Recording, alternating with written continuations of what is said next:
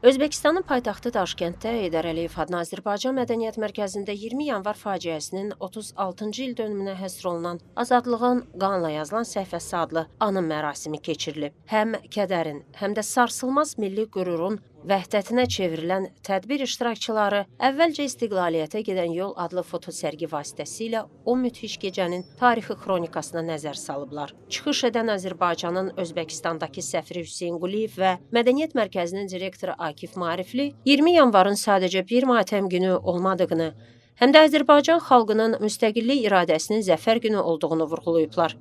Qeyd olunub ki, ümummilli lider Heydər Əliyevin bu faciəyə verdiyi siyasi, hüquqi qiymət və Prezident İlham Əliyevin şəhidlərimizin xatirəsinə göstərdiyi yüksək ehtiram bu tarixin dövlətçilik yaddaşımızdakı yerini daha da möhkəmləndirib.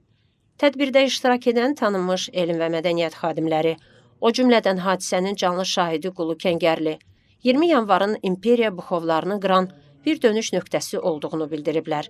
Vurğulanıb ki, şəhidlərimizin canı bahasına ucalan azadlıq səsini heç bir güc sustura bilməyib. Anım mərasimi Xarı Bülbül teatr truppasının ifasında səslənən şəhid ruhlarına ünvanlanmış vətənpərvərlik şeirləri ilə yekunlaşıb. Daşkənddə ucalan bu səs Azərbaycan-Özbəkistan qardaşlığının və ortaq tariximizə olan sadiqliyin daha bir təcəssümü olub.